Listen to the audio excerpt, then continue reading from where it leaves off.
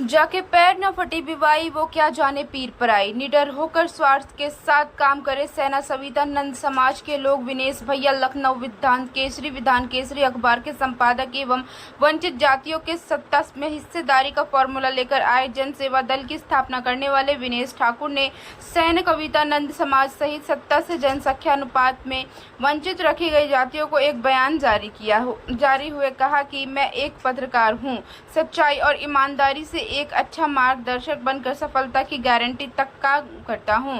उन्होंने कहा कि अति पिछड़े वर्ग के लोग जन सेवा दल के बैनर तले इकट्ठा होकर खुद के नेतृत्व में जनसंख्या अनुपात में विधायक, सांसद, मंत्री बनने की योजना बनाकर काम करें और आबादी के अनुपात में लोकसभा, विधानसभा चुनाव में प्रतिनिधित्व करें ताकि जाति गत अपमान करने वाले लोगों को सबक सिखाया जा सके। उन्होंने कहा कि अति पिछड़े वर्ग के भले आपस में बांटकर खुद को ब्राह्मण, बनिया, ठाकुर, राजपूत समझते रहें, लेकिन वास्तविकता में इन 8-10 जातियों को यह क्या कहकर संबोधित किया जाता है कि किसी से छपा नहीं है। श्री ठाकुर ने कहा कि यदि अति पिछड़ी जातियों के लोग खुद के बैनर तले इकट्ठा होकर सत्ता हासिल करने को खड़े होते हैं तो मैं दावे के साथ कह सकता हूं कि सभी जातियों को न सिर्फ जनसंख्या अनुपात में हिस्सेदारी मिलेगी बल्कि नई कुम्हार, माली, सैनी, बढ़ई, गुड़रिया, दीवर कहकर संबोधित करने वाले लोग भी जातिगत अपमान एक्ट से डरकर सम्मानजनक तरीके से व्यवहार करेंगे। जन सेवा दल संस्थापक ने कहा कि न सिर्फ बच्चों को बल्कि कहीं पीठ पीछे तो कहीं खुले मंच जातियों का नाम लेकर संबोधन से बड़ी ग्लानि महसूस होती है। इसलिए पहली जिम्मेदारी हजारों वर्षों से आ रहे जातियों के नाम से मुक्ति दिलाने की रहेगी जो अपने बैनर तले अति पिछड़े के पर्याप्त संख्या से विधायक, सांसद बने बिन संभव नहीं है। इसलिए मेरी अपील है कि सैन सविता नंद सहित समस्त अति पिछड़ी जातियों के लोग निडर होकर अपने अपने स्वार्थ के साथ जन सेवा दल द्वारा बनाई गई योजनाओं के अनुसार सत्ता में हिस्सेदारी पाने के लिए जुटे ताकि पाल, प्रजापति, सैनी, कश्यप, विश्वकर्मा सहित तमाम वंचित समाज के लोग एक दूसरे के साथ कंधे से कंधा मिलाकर अपनी अधिकार पा सके। उन्होंने दावा किया कि आज उत्तर प्रदेश में भले ही अति पिछड़ी जातियों में आने वाले एक MLC के या विधायक, सांसद हो लेकिन अपनी अपनी पार्टी नीतियों से बंधा होने के आपकी थाना पुलिस में तो मदद करा सकते हैं लेकिन सम्मान की लड़ाई नहीं लड़ सकते। वैसे भी इतने बड़े प्रदेश में एक अकेला जनप्रतिनिधि आपकी पार्टी दबाव में क्या कर सकता है। तमाम प्रयासों के बावजूद उसे आलोचना झेलनी पड़ती है।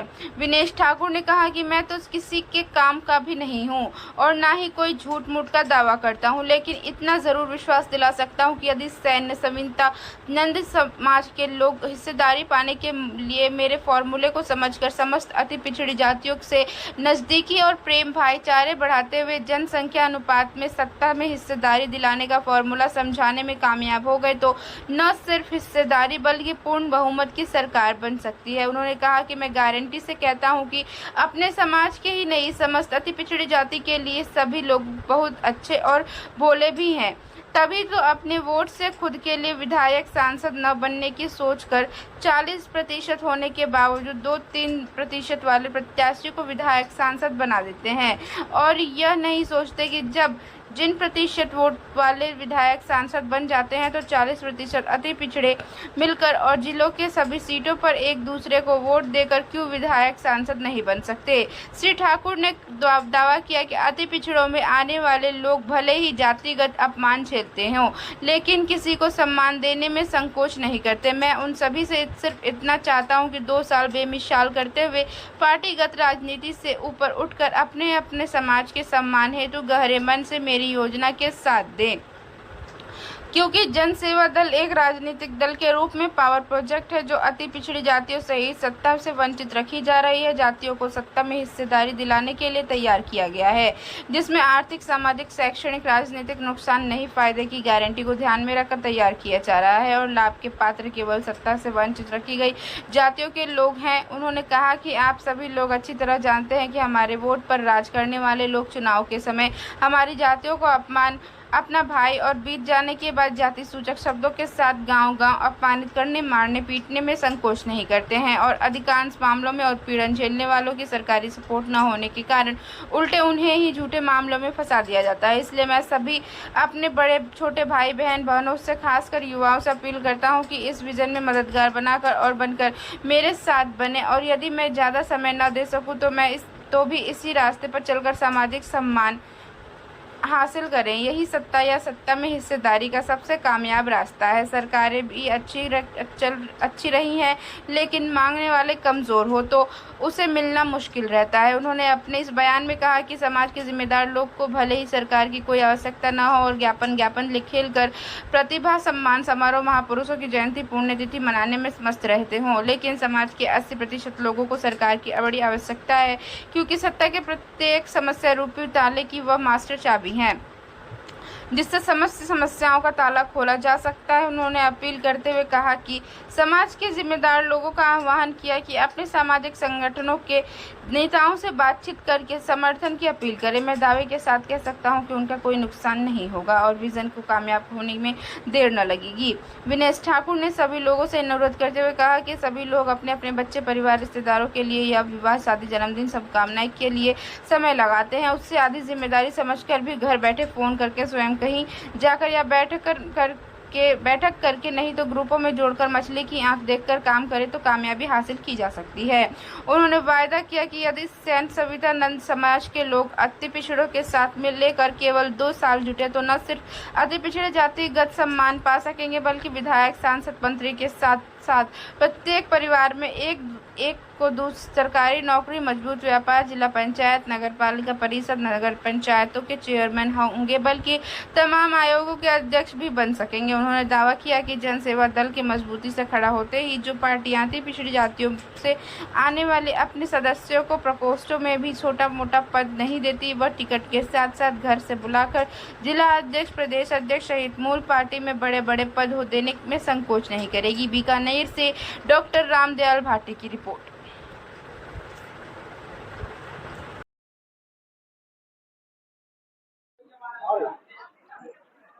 हम लोगों ने जन सेवा दल पार्टी का गठन किया है और जन सेवा दल पार्टी जो है पूरे प्रदेश में हम संगठन विस्तार के लिए निकले हैं और आज गोरखपुर की धरती पर मेरा पहला आगमन है और मैं इसका राष्ट्रीय अध्यक्ष हूँ। राष्ट्रीय अध्यक्ष का ये आप मेरे पड़ोस में साथ में बैठे हैं डॉक्टर सी के वर्मा जी हैं, जो हमारी पार्टी के राष्ट्रीय उपाध्यक्ष हैं।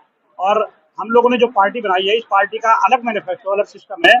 इसका सिस्टम ये है कि जिन जातियों को सत्ता से वंचित रखा गया है, एक सोची समझी प्लानिंग के तहत हम देख रहे हैं देश की आजादी के बाद से आज तक बहुत सारी जातियां, सब जातियां लगभग ऐसी हैं जो अति पिछड़े वर्ग में आती हैं, उनको जातिगत आधार पर प्रतिनिधित्व नहीं मिलता है और उनका जो है हिस्सा काट दिया जाता है। जैसे ओबीसी समाज का है, ओबीसी समाज की 27% हिस्सेदारी है और 27% में भी जो अति पिछड़ी जातियां हैं, इनको पर्याप्त हिस्सेदारी नहीं मिल पाती है।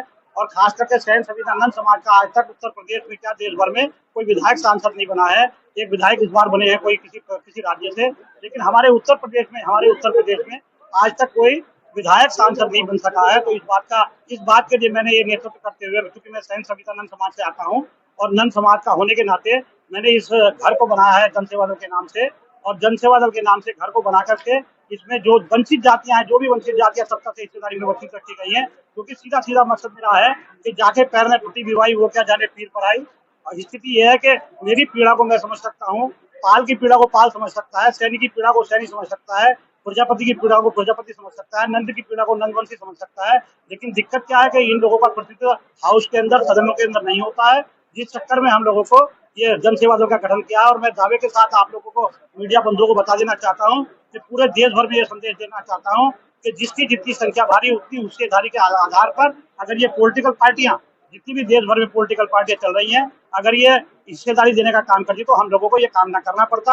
आज 40% की आबादी में उत्तर प्रदेश में अति पिछड़ा वर्ग है और अगर पिछड़े वर्ग की बात करें तो 60%, 62% जो है वो पिछड़े वर्ग के लोग हैं। लेकिन अति पिछड़ों को तो बिल्कुल पूरी तरह से दरकिनार किया जाता है। जो भी सरकार रही हो, तमाम दावा करते हैं, जितनी भी सरकारें भी बनी है या पार्टी हो, या मेरी सबसे पहली बात यह है कि सरकार में जितने भी लोग आए हैं वो सरकार में रह करके ये बात करते हैं कि हम जो है अति पिछड़ों का, आरक्षित वर्ग के लोगों का ध्यान रखेंगे। लेकिन वास्तविकता यह है कि वो अपनी अपनी पार्टियों के मालिक हैं और अपनी पार्टी को राष्ट्रीय अध्यक्ष होने के नाते वो चाहे तो अपनी पार्टी में जनसंख्या अनुपात में करे, टिकट वितरण करने का काम करे। आदरणीय अखिलेश जी है ना, भारतीय जनता पार्टी है या कांग्रेस पार्टी है या समाजवादी पार्टी है, जो भी पार्टी है, आज तक किसी ने ये नहीं देखा कि ये सैन सवितानंद समाज के लोग 3% की आबादी में रहते हैं, पाल प्रजापति सैनी कश्यप समाज के लोग, सैनी समाज का तो 7-8% वोट, 8% वोट है, और प्रजापति समाज की यही स्थिति है, विश्वकर्मा समाज की यही स्थिति है कि उनका एक एक एमएलसी कभी बना दिया, भीख दे दी जाती है, उसके अलावा उनको टिकट देकर के चुनाव नहीं लड़ाया जाता है, इसलिए जनसेवा दल का गठन मुझको करना पड़ा। और मैं दावे के साथ कहता हूँ 2027 के चुनाव में 403 विधानसभा में हम लोग पाल प्रजापति सैनी कश्यप समाज के और अति पिछड़े वर्ग के समस्त लोग इकट्ठा होकर के ये अपनी सरकार बनाने का काम करेंगे, और हम एक दूसरे को सपोर्ट करेंगे। हमारा फंडा है कि हम प्रजापति को सपोर्ट करेंगे, प्रजापति हमको सपोर्ट करेंगे। जो भी वंचित जातियां हैं, चाहे उसमें कोई भी जाति हो देश में रहने वाली, वो जो भी जाति होगी, उस जाति के लिए हम जनसंख्या अनुपात में हिस्सेदारी देने का काम करेंगे। मैं ये अपनी बात समाप्त करता हूँ। अभी हमारे डॉक्टर सीके वर्मा जी हैं, ये कुछ तरह कहना चाहेंगे। हाँ नहीं, गठबंधन में नहीं, अभी तो हमारा स्थिति पता चलेगी। हम गठबंधन में तब रहेंगे, गठबंधन के हम तो अपने बल पे निकले हैं। हम जो है, हम जातियों से गठबंधन निकले हैं, किसी पार्टी से गठबंधन करने नहीं निकले हैं। हमारा मकसद केवल जातियों से गठबंधन करना है। जिसको हिस्सा ना मिला हो हमारे साथ आए और हम उसको हिस्सा देने का काम करेंगे।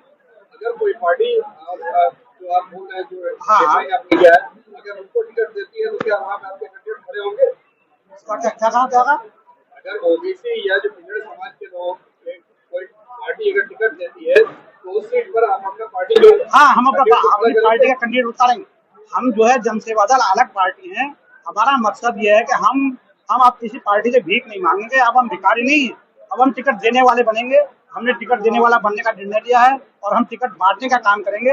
अब हम ज्ञापन खेलने का काम नहीं करेंगे। अब हम किसी पार्टी को ज्ञापन नहीं सौंपेंगे, किसी सरकार को ज्ञापन नहीं देंगे। हम ज्ञापन लेने वाले बनने का काम करते हैं और ज्ञापन लेने वाले बन करके रहेंगे। ये हमने शपथ ली है। अभी आपने कहा कि अगर कोई इस तरह से हो जाए एक समाज को दूसरे समाज को हम लोग सपोर्ट करेंगे, हम लोग जाति से गठबंधन करेंगे। हम लोग पार्टी से गठबंधन नहीं करेंगे। हम एक दूसरे को सपोर्ट कर करके अपने विधायक सांसद बनाने का काम करेंगे। इसलिए जनसेवा दल का गठन किया। सत्ता में आना है आपका मूल उद्देश्य?